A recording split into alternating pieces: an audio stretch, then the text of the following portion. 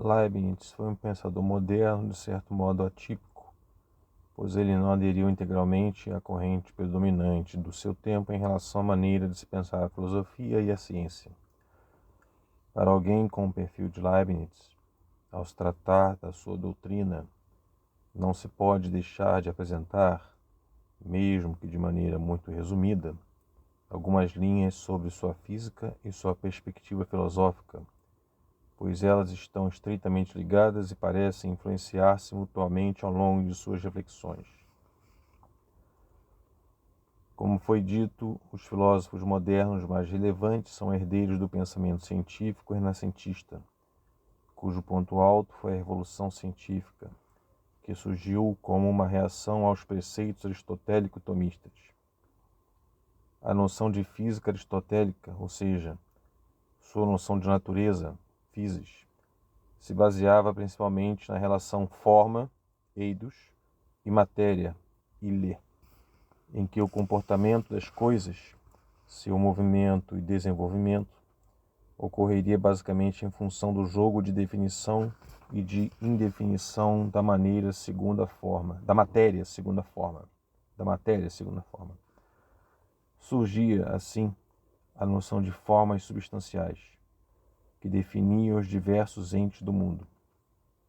Por isso, grosso modo, a física de inspiração aristotélica era considerada de cunho qualitativo, em que os movimentos ocorriam em função de certo desfecho, o cumprimento integral das formas, que incluiria o fim dos deslocamentos e dos desenvolvimentos das coisas. Já a física advinda com a Renascença abstraía as relações espaciais e de movimento, de tal modo que fossem reduzidas a conceitos matemáticos, resultando na física atual, que costumamos ver na escola, principalmente ao recebermos lições de física mecânica. De fato, para muitos, sobretudo para os herdeiros de Galileu e Descartes, o mundo passou a ser entendido como um grande mecanismo, com coisas imprimindo movimento sobre outras ou interferindo no movimento das outras. Tal tipo de movimento permitiria ser expresso de maneira matemática. Assim, a partir da óptica de autores como esses, não mais seria priorizada a realização de formas nas coisas, a partir de movimentos de origem teleológica, mas haveria sempre uma causa prévia que imprimiria certo movimento ou interferiria nesse, ou seja, gerando algum efeito. Por isso, também de modo resumido, a oposição entre o pensamento físico tradicional e o pensamento físico moderno é representada pela oposição entre causalidade final e causalidade eficiente. Percebemos que se trata de duas concepções distintas de mundo. Uma em que cada coisa é tomada em sua particularidade, conforme a forma e o fim a ela inerente. E outra em que tudo é tomado de maneira abstrata, matematicamente reduzida. Descartes foi um dos autores fundamentais para consolidar essa redução das coisas de tal maneira a serem entendidas pela via matemática, ao limitar o plano sensível à extensão, conforme suas conclusões nas suas meditações metafísicas. Tal redução permitiu entender as coisas a partir de suas dimensões matematicamente mensuráveis, em oposição a algo que seria considerado uma espécie de causa oculta, caso ainda fosse mantida a noção de forma substancial, ligada à de causa final. Esses conceitos da tradição antiga pareciam, então, pouco elucidativos para os movimentos desse plano das nossas experiências. Vimos que Leibniz, em sua juventude, foi adepto do estilo tipicamente moderno de pensar a filosofia da natureza. Entretanto, ele não demorou em expressar suas insatisfações a respeito do tipo de pensamento predominante entre os seus contemporâneos, principalmente os adeptos do cartesianismo. Leibniz não considerava suficiente a redução matemática dos fatos do mundo para entendê-los. Por isso, não explicaria de modo satisfatório a causa dos movimentos na natureza. Lembramos que Leibniz tinha o espírito conciliador, buscando aliar correntes filosóficas aparentemente diversas. Foi por essa sua atitude em defender que seria possível e também preciso recuperar parte daquilo que fora negado para ver uma explicação satisfatória daquilo que se passa no plano das coisas. Leibniz concordava que, em parte, as teses levantadas para defender o fundamento extenso da realidade visível poderiam ser conservadas. Ele considerava que realmente seria possível explicar os movimentos da natureza de maneira particular a partir de elementos referentes à extensão, como figura, tamanho, massa, entre outros aspectos mensuráveis.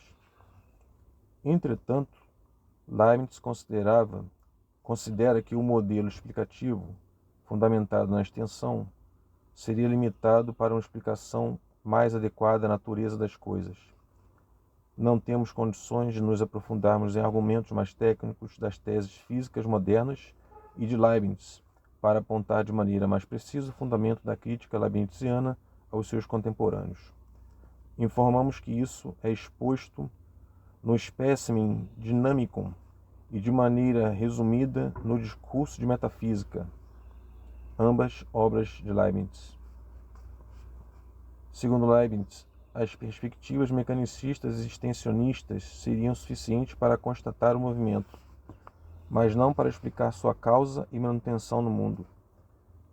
Essa importantíssima questão se relaciona com outra, talvez ainda mais importante, que diz respeito a como a alma poderia ter influência sobre o movimento do corpo físico, no que diz respeito ao seu movimento. Para a maioria dos outros pensadores modernos, principalmente os que vieram na esteira de Galileu e de Descartes, a natureza seria uma espécie de grande máquina, em que coisas empurrariam outras, ou ao menos mudariam a direção do movimento uma das outras. Com essa configuração de mundo, foi aberto espaço para a tomada da linguagem matemática como ferramenta da compreensão das coisas. Porém, para Leibniz, ainda ficava em aberto a explicação acerca da origem do próprio movimento. Sem tal entendimento, ou sem uma compreensão adequada disso, Leibniz entendeu que surgiram soluções pouco satisfatórias, sendo uma das suas expressões o ocasionalismo, cujo expoente foi Malebranche. Conforme essa doutrina, o movimento das coisas se daria por uma ação constante de Deus no mundo, visto que este não poderia por si mesmo ter a causa das mudanças.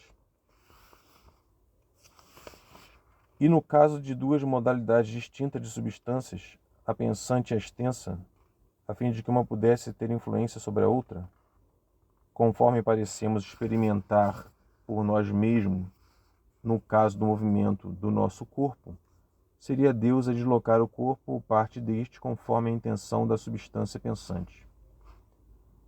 Leibniz entende que uma tese como o ocasionalismo propiciaria diversos inconvenientes, a começar pelo pressuposto da extensão, visto que esta seria dividida ao infinito, o que significa que não poderia de fato ser uma substância, um ser em sentido estrito. O outro inconveniente seria sediar origem e conservação do movimento exclusivamente em Deus, o que traria problemas na perspectiva teológica, com a qual vimos que Leibniz tinha grande compromisso por causa do seu projeto de tolerância e de pacificação. Se Deus fosse o único de fato a agir, ele também seria causa das más ações. Outras consequências ruins poderiam surgir a partir do suposto caráter substancial da extensão, como no caso da transubstanciação, o caso da transformação do pedaço de pão no corpo de Jesus Cristo no momento da consagração, pois a aparência de tal objeto, enquanto algo extenso, não se alteraria. Com essa pequena amostra de pontos críticos identificados por Leibniz em relação ao pensamento de sua época, é que ele defendeu que seríamos também obrigados a nos deslocar da superfície extensa das coisas e ir em direção à metafísica, onde nos depararíamos com pensamentos em parte já presentes na filosofia tradicional. Isso teve grande impacto nas suas reflexões sobre a física. Assim, em suma, se o movimento das coisas no mundo, da nossa experiência sensível, permite ser entendido por meio de mensurações, sua causa não parece se dar a tal linguagem de pensamento. Isso nos permite passar ao menos de sobrevoo sobre sua dinâmica. Para Leibniz, o movimento e os dados sensíveis ligados aos fenômenos dever-nos-iam levar para além de tal superfície. Como vimos em relação à realidade das coisas, do seu ser, a fim de que não se esvanecessem numa divisibilidade infinita, a qual está sujeita à extensão, Leibniz desenvolveu suas teses metafísicas, inspiradas principalmente na sua origem pelo pensamento aristotélico escolástico. Leibniz sempre tendeu a compreender os diversos seres do mundo como entes que agem conforme suas percepções, que baseiam as tendências, o direcionamento para novas percepções, as apetições, para as quais ele atribuía a prioridade do modelo causal final, ao invés de seguir a corrente predominante dos filósofos modernos em priorizar a causalidade eficiente, com coisas influenciando o movimento das outras a partir da interferência constante de Deus. Logo, toda criatura teria uma tendência que lhe seria absolutamente própria. Leibniz defendia que Deus criou o mundo, ou melhor, autorizou que o mundo completo, com todos os seres integrantes de tal plano, ganhassem realidade com as suas respectivas ações que fariam por si mesmos. Conforme esse pensamento, a capacidade que cada criatura teria para agir seria uma espécie de conatos, ou seja, ao movimento vital constante de uma substância enquanto um ser existente. Assim, apesar de falarmos em capacidade, isso não significa que se trata de uma mera potência, mas de um processo de ação constantemente atualizado e intrínseco a cada substância. Esse movimento vital fundamentaria aquilo que Leibniz entende por força da dimensão substancial, mas que teria reflexo nos movimentos que se dão na dimensão fenomênica, identificados pela nossa sensibilidade e experiência. Para entendermos o comportamento dos corpos físicos, que são conjuntos de substâncias com diferentes índices de organização de tais seres, isso depende do princípio interno de ação destes. A força, oriunda do movimento das substâncias, se manteria, do ponto de vista quantitativo, constante no mundo.